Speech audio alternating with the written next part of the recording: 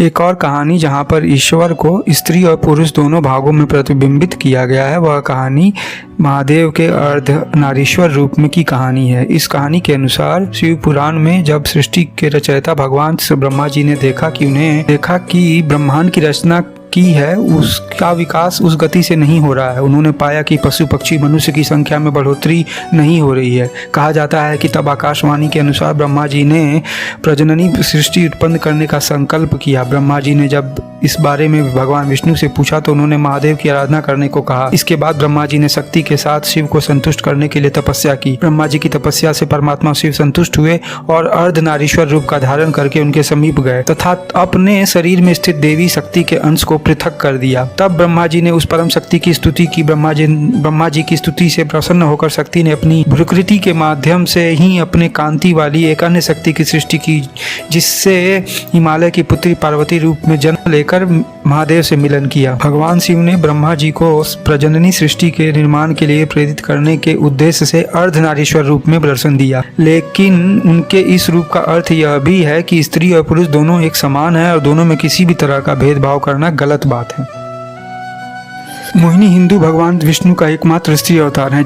इसमें उन्हें ऐसे स्त्री के रूप में दिखाया गया है जो सभी को सम्मोहित कर लेती हैं। उनके मोह में वशीभूत होकर कोई भी सब भूल जाता है और इस अवतार का उल्लेख महाभारत में भी आता है। समुद्र मंथन के समय जब देवताओं और असुरों को सागर में अमृत मिल चुका था, तब देवताओं को यह डर था कि असुर कहीं अमृत पीकर अमर न हो जाए। तब वे भगवान विष्णु के पास गए और वह प्रार्थना किए कि ऐसा होने से रोकें। तब भगवान विष्णु ने मोहिनी का अवतार लेकर अमृत देवताओं को पिलाया व असुरों को मोहित कर अमर होने से रोका। कई स्थानों पर मोहिनी अवतार का भगवान शंभु से विवाह का प्रसंग भी आता है। भगवान शंकर और देव मोहिनी के एक पुत्र भी हुए जिनका नाम अयप्पा था।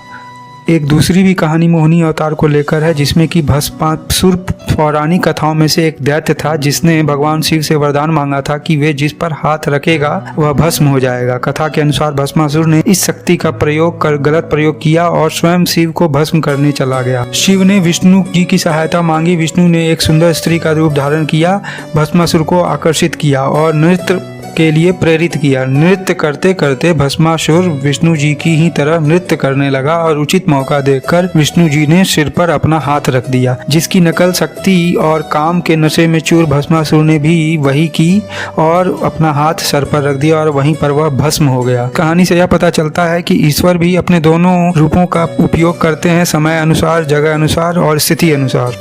यह कहानी बेहद पुरानी है, जिसका जिक्र पुराणों में मिलता है। वैवस्वत मनु के 10 बेटे थे, जिसमें से एक थे इल। इल जब राजा बने तो देव, दानव, नाग, राक्षस सभी उनकी स्तुति किया करते थे। एक रोज राजा इल शिकार करने वन चले गए। वाल्मीकि रामायण के उत्तराखंड में राजा इल की चौंकाने वाली कथा मिलती है। राजा अपनी सेना के साथ थे। जब वे अंबिका वन पहुंचे तो पुरुष से स्त्री बन गए। कहा जाता है कि एक बार भगवान शंकर देवी पार्वती के साथ वन में विहार कर रहे थे।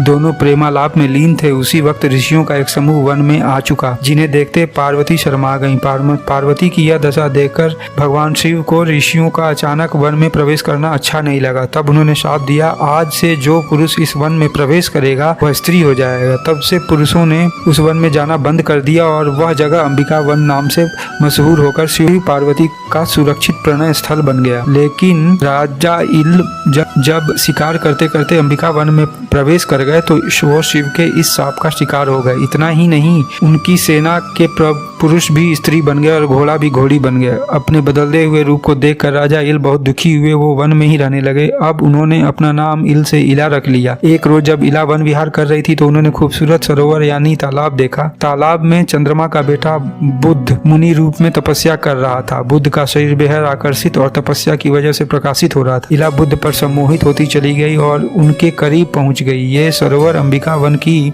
सीमा से बाहर था, इसलिए बुद्ध का पुरुषत्व अभिशाप से बचा हुआ था। जब इला पानी में उतर गई तो बुद्ध का ध्यान भंग हो गया। उन्होंने अपने सामने बेहद खूबसूरत स्त्री, उन्होंने मन में सोचा, अगर यह स्त्री किसी को नहीं ब्याही गई हो तो मेरी पत्नी बनने योग्य है। राजा बुद्ध पानी से बाहर आ गए और तालाब के किनारे बने आश्रम में चले गए। वहाँ उन्होंने इला की सखियों को बुलाकर पूछा कि ये खूबसूरत स्त्री कौन है। तो उन्होंने जवाब दिया कि हमारी स्वामिनी है, यही वन में रहती है और कोई भी पति नहीं है। राजा बुद्ध ने अपनी विद्या का स्मरण करके इला के बारे में सब कुछ जान लिया। दोनों एक दूसरे पर इतने मोहित हुए कि प्रेम विवाह कर लिया। इला बुद्ध के सामने उनके आश्रम में रहने लगी। राजा बुद्ध ने कहने पर इला की सखियों एक पर्वत पर रहने चली गईं। कहा जाता है कि उन सखियों से किन्नर जाति अस्तित्व में आई। कुछ समय बाद इला और बुद्ध का एक बेटा पैदा हुआ जिसका नाम पुरुरवा रखा गया। बुद्ध के आश्रम में अब इला को स्त्री बनकर रहते हुए कई साल बीत गए। एक दिन इला को उनके बेटे पुरुरवा ने दुखी देखा। जब दुख का कारण जानना चाहा तो इला ने अपने स्त्री रूप बनने की पूरी कहानी बता डाली। माँ के इस दुख को दूर करने के लिए पुरुरवा पिता बुद्ध के सामने पहुँचे। तब राजा बुद्ध बोले, वत्स, मैं राजा इल के इला बनने की पूरी कहानी भली भांति जानता हूँ। मैं भी यह जानता हूँ कि भगवान शिव और पार्वती के कृपा प्रसाद से ही उनका उद्धार हो सकता है।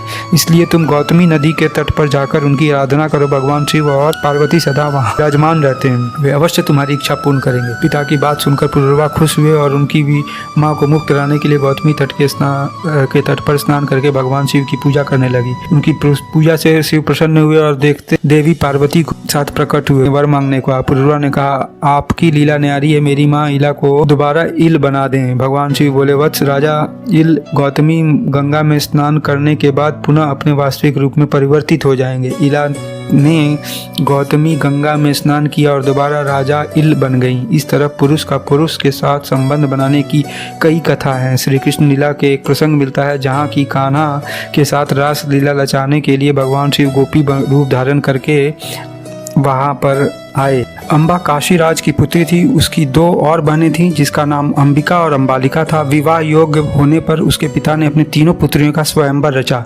हस्तिनापुर के संरक्षक भीष्म ने अपने भाई विचित्रवीर के लिए, जो हस्तिनापुर का राजा था, काशीराज की तीनों पुत्रियों का स्वयंवर से हरण कर लिया। उन तीनों को वे हस्तिनापुर ले गए। वहाँ उन्हें अम्बा के किसी और के प्रति आसक्त होने का पता चला। भीष्म ने अम्बा को उसके प्रेमी के पास पहुँचाने का प्रबंध कर दिया, किंतु वहाँ से अम्बा तिरस्कृत होकर लौट आई। अम्बा ने इसका उत्तरदायित्व भीष्म पर डाला और उनके विवाह करने पर जोर दिया। भीष्म द्वारा आजीवन ब्रह्मचर्य का पालन करने की प्रतिज्ञा से बंधे होने का तर्क दिए जाने पर भी वह अपने निश्चय से विचलित नहीं हुए। अंततः अम्बा ने प्रतिज्ञा की कि वह एक दिन भीष्म की मृत्यु का कारण बनेगी। इसके लिए उसने घोर तपस्या की। उसका जन्म पुनः एक राजा की पुत्री के रूप में हुआ। पूर्व जन्म की स्मृतियों के कारण अम्बा ने पुनः अपने लक्ष्य की पूर्ति के लिए तपस्या आरंभ कर दी। भगवान शिव ने प्रसन्न होकर उसकी मनोकामना पूर्ण होने का वरदान दिया। तब अम्बा ने शिखंडी के रूप में महाराज ध्रुपद की पुत्री के रूप में जन्म लिया। श्री राजगोपाला द्वारा लिखी गई महाभारत के अनुसार शिखंडी जब पूर्व जन्म में अम्बा के रूप में न्याय मांगने के लिए जगह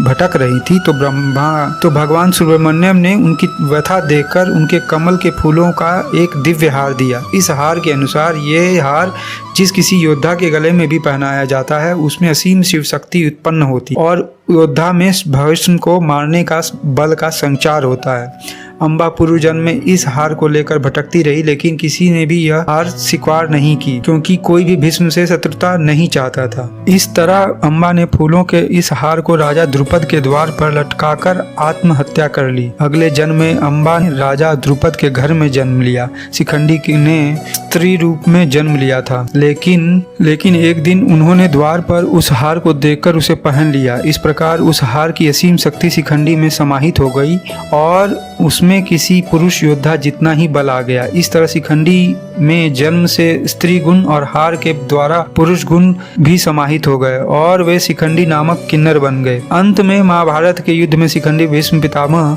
की मृत्यु का कारण बनी।